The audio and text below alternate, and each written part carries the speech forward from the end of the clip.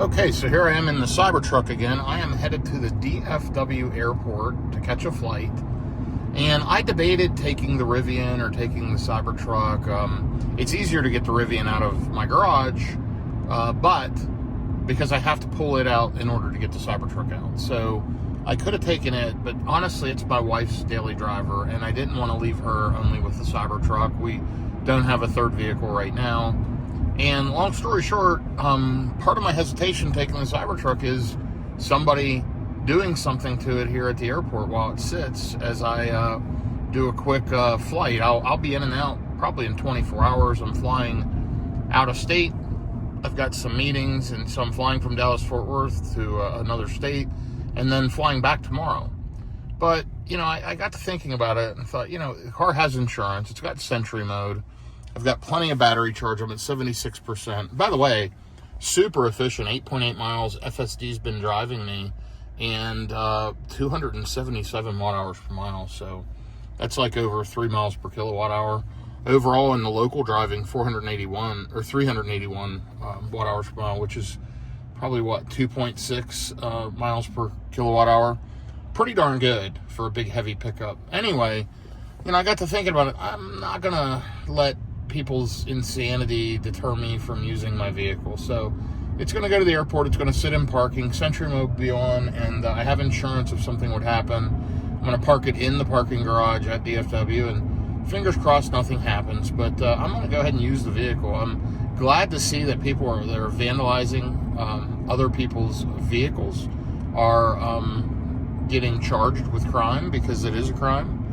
And it's a shame that the Cybertruck's taking such a negative publicity hit due to politics and whatever else. I mean, I don't get it. One person at a company shouldn't deter and cause all of this kind of stuff. And I get that Elon Musk is a polarizing figure, but this has gotten ridiculous. And people are attacking other people's cars, and it's completely ridiculous. But neither here nor there. I'm going to use it. I'm enjoying it. I'm going to park it here at the airport at DFW, and I'll show you here as I get to the airport what that looks like. In the meantime, I'm going to sit back, relax, and let FSD drive me. Got a completely blacked out Mercedes here beside me, trying to get up past this Cadillac CTS, who's going very slow. And there it goes. The license plate on that thing's booming. And it was backfiring in this, and I think it's an AMG. I'm not sure, CLA or something, all dressed up. Anyway, I've got a Chevy Blazer EV coming up beside me right now, it looks like. I believe that's a Chevy Blazer EV. You'll see a ton of EVs in the DFW area. Nope, that's a gas-powered Blazer, but an RS model. Nice looking vehicle. Anyway, I will be back with you here as I get into... I'll have to confirm, but I believe it's Terminal B in the parking garage, and I'll just kind of show you how I'm parking in and what that looks like. And then we'll kind of keep our fingers crossed and see what happens. If something does happen, I will post a updated video tomorrow when I land in DFW tomorrow evening. If there is any vandalism or any issues with it, I will post and show y'all. But in the meantime, I'm going to use the vehicle. It is what it is. So I will be back with you momentarily with an update here as I complete this quick video. And by the way, if you like this real world road tripping EV vehicle, charging, just all over the country, road tripping, charging, using electric vehicles, do me a favor, like, subscribe, shoot me a comment. I always appreciate your feedback. I try to respond as often as I can to most comments. And again, I hope you have a good day, and I'll be back with you here momentarily. Okay, I made it here to DFW. I'm parked in the parking garage on Terminal B. My flight's showing delayed about a half an hour, but you'll see 377 watt hours per mile for the last 112 miles and 304 for the last 18 miles since the last charge. So, I did find a spot in the garage. I had to drive around a bit to do that. And let's take a look. We're pulled up tight here to this barrier.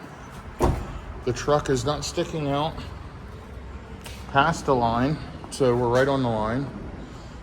There's a nice Model Y in Quicksilver right there. Another Model Y, Model 3. Plenty of EVs parked down through here. Anyway, let's see how it does while I'm going for the next day or so. More details to follow. I just wanted to show where I'm parked. These are all 1 hour towaway parking spots. These few. But when you get past those, the rest of these are all regular parking. You'll notice no signage. Same way down here. This is 1 hour. These ones right by the ramp here are all 1 hour.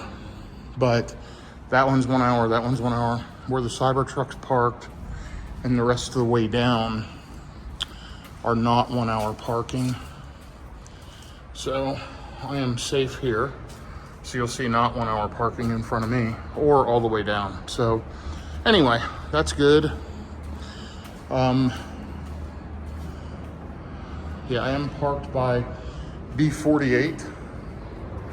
You'll notice the sign over there that says B48. Again, this car's parked in the 1 hour parking area. I want to see, is this an out of spec podcast? No, Pacific Crest Trail. Very cool. Anyway, I am here and I'm going to grab my bags and head into the airport. I will give you an update, like I said, if anything happens to the Cybertruck, but you can see it's parked perfectly in a non-restricted spot. I'm going roughly 24 hours and should be completely fine. We're underground here, parked safely, and I'm not expecting any issues. More details to follow.